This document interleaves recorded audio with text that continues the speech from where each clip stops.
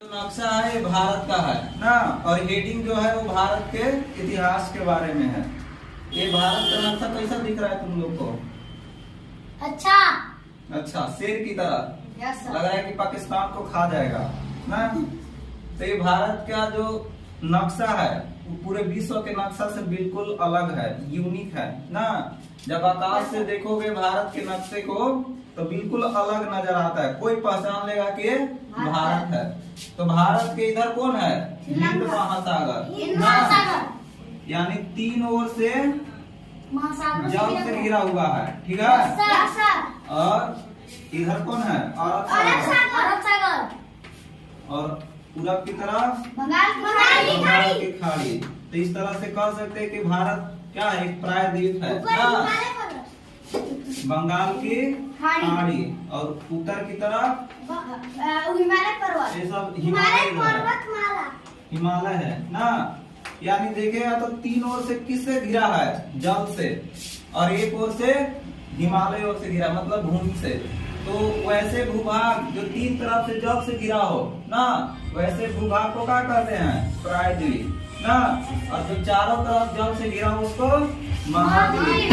तो महाद्वीप और प्रायद्वीप में समझ में आया अंतर क्या है?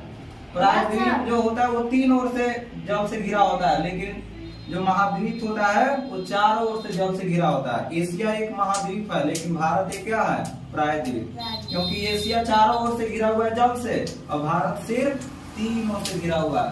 तो समझ में आया कि द्वीप और प्रायद्वीप में क्या अंतर होता है? हाँ, द्वीप और प्रायद्वीप। तो एशिया आती है, एशिया महाद्वीप है और भारत प्रायद्वीप है। तो ये है भारत का भौगोलिक स्थिति ना, कि तीन ओर से जल से घिरा और एक और भूमि से।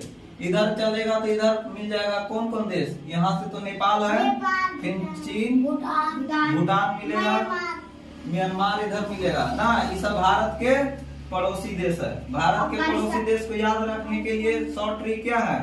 बचपन में बीए बचपन में बीए के से बचपन में बीए।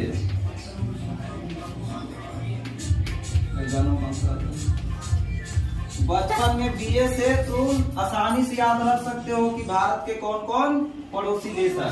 बस एक कौन हो गया? बांग्लादेश, ठीक है। बहुत से भूटान, बांग्लादेश। च से का चीज हो गया? चीन। प से पाकिस्तान, और नौ से नेपाल, ठीक है। और में से म्यांमार। इतना तो समझ में आता है, म्यांमार। और बी से भूटान, ठीक है।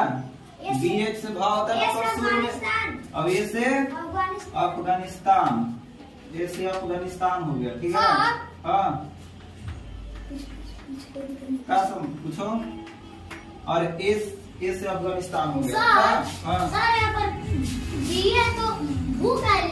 मतलब बी ए, देखो बी ए तो भूटान लिखेगा इंग्लिश में तो कैसे लिखेगा? इसी ना।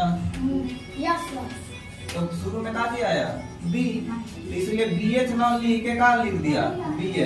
तो इस तरह से पड़ोसी देश का नाम याद रख सकते हो। लेकिन हम लोग तो पढ़ना है इतिहास के बारे में ना, कि भारत देश का इतिहास का रहा है। हाँ, बी ए जैसे तू समझो, ऐसे ही अगर जिसको नक्शा याद है वो पूरी तरह से याद रख सकता है कि हाँ। तो ठीक है, अब इतिहास के बारे में जानने की कोशिश करेंगे ना। तो पहले कौन राजा थे यहाँ? पहले अशोक सम्राट के राज हुआ करता था ना, फिर चंद्रगुप्त मौर्य का। इसी तरह से कई राजा महाराजा हुए, फिर महाराणा प्रताप आए ना। इसी तरह से फिर कुछ मुगलों का शासन हुआ भारत में कुछ वर्षों तक ना। 1526 ईस्वी में इब्राहिम लोदी को हराकर बाबर दिल्ली के सल्तनत पर राजगद्दी पर बैठा ना, 1526 ईस्वी में। और 1530 ईस्वी में मर गया, ठीक है। 4 साल राज किया। फिर अकबर के बाद, बाबर के बाद कौन आया? हुमायूं। ना। हुमायूं। हुमायूं कैसे मरा था? सीढ़ी पर से गिर गया, सीढ़ी पर से गिरा मर गया सरवा ना। हुमायूं के बाद फिर कौन आया राजगद्दी पर बैठने के लिए? अकबर। अकबर थोड़ा चालू आदमी था, बहुत दिमाग लगाता था। पावर तो नहीं था उसके पास ज्यादा, लेकिन बहुत दिमाग लगाता था। लेकिन कभी भी राजा महाराणा प्रताप से वो कभी युद्ध करने के लिए सामने नहीं जाता था ना। उस समय महाराणा प्रताप राज करते थे चित्तौड़गढ़ पर ना। अरे हमला करने के लिए बार बार सोचता था, लेकिन एक साधु कहा था कि देखो तू अपन सेना के भेजना महाराणा प्रताप के पास, लेकिन स्वयं कभी मत जाना, नहीं तो छोड़ेगा नहीं ना। महाराणा प्रताप का एक बहुत फेमस घोड़ा था, कौन था? 26 फुट बड़ा खाई को लांग गया था ना, ऐसा था चेतक। फिर इसके बाद मुगलों के बाद किसका शासन हुआ भारत पर? अंग्रेजों का, ब्रिटिश का ना। तो ब्रिटिश लोग किसके शासन काल में भारत आए थे व्यापार करने के लिए? जहांगीर के शासन काल में ना। जहांगीर के शासन काल में अंग्रेज आए थे ईस्ट इंडिया कंपनी को लेकर ना। भारत में ईस्ट इंडिया कंपनी को स्थापना किए, लगा लिए इंडिया नाम, ऐसा लगे जैसे भारतीय देश की कंपनी है, लेकिन था कि कौन कंपनी? विदेशी कंपनी, ब्रिटिश कंपनी। अभी भी कई कंपनियां हैं जो भारत में लगाती है इंडियन, लेकिन है वो असली विदेशी कंपनी। जैसे ये वो भारत में कंपनी है Indian tobacco company, Indian tobacco company. Indian tobacco company Bharat में क्या बेचती है? तंबाकू। तंबाकू। टोबैको मैंने कहा था है तंबाकू। इंडियन। सर तंबाकू में क्या क्या पाया जाता है? बताएंगे। इंडियन टोबैको कंपनी ना, ये भारत में खूब पान गुटखा ये सब बेचती है कंपनी। ऐसा लगता है कि जैसे भारत के है, जो देश में जाएंगे वो देश का नाम लगा लेते हैं। जैसे बांग्लादेश में जाएंगे ना तो बांग्ला टोबैको कंपनी, पाकिस्तान में जाएंगे तो पाकिस्तानी टोबैको कंपनी, श्रीलंका में जाएगी तो श्रीलंका टोबैको कंपनी। जो देश में घुसेगी लगा लेगी अपना नाम सबसे पहले, और ऐसा लगेगा उस देश के आदमी के कि हमारे देश के कंपनी है, कोई नहीं विरोध करेगा। लेकिन सच्चाई जानेगा तो ये है अमेरिकी कंपनी। इंडियन टोबैको कंपनी असली कहाँ के कंपनी है? अमेरिका के ना। अमेरिका में वो कंपनी काम करती है AMC। AMC मतलब अमेरिकन, सॉरी ATC ना, अमेरिकन टोबैको कंपनी। ऐसा तंबाकू बेचती है। भारत देख रहा तो अभी बैन नहीं लगा रहा है।